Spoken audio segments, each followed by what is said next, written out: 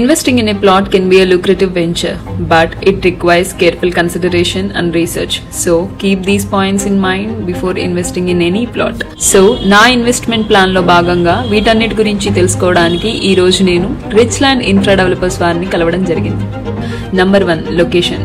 మీరు తీసుకునే ల్యాండ్ కి దగ్గరలో schools, colleges, hospitals, transport facilities ఉన్నాయా లేదా. Number 2 legal clearance.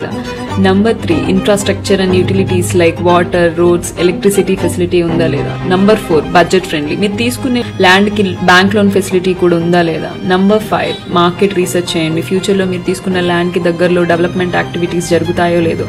Number 6 environmental considerations. Number 7 developers reputation గురించి రీసెర్చ్ చేయండి. Number 8 resale value. మీరు వన్స్ పర్చేస్ చేసిన తర్వాత ల్యాండ్ మినిమం ఎంత రీసేల్ వాల్యూ మీరు ఎక్స్పెక్ట్ చేయొచ్చు నెక్స్ట్ 3 to 4 years లో అనేది రీసెర్చ్ చేయండి. హలో నాన్న, ఇప్పుడే వెళ్ళొచ్చాను. ప్రాజెక్ట్ అంతా అయితే నాకు బాగా నచ్చింది నాన్న. 2.5 acres లో సెంట్రల్ పార్క్ ఇచ్చారు, క్లబ్ హౌస్ విత్ అట్రియం ఇచ్చారు, పిల్లల ప్లే ఏరియా ఉంది. ఇంకొకటి గ్రౌండ్ వాటర్ అంట నాన్న, 100 feet లోనే గ్రౌండ్ వాటర్ అవైలబిలిటీ ఉన్నాయంట. 11th August మెగా సేల్ పెడుతున్నారు నెక్స్ట్ సండే. సరే వెళ్తాను.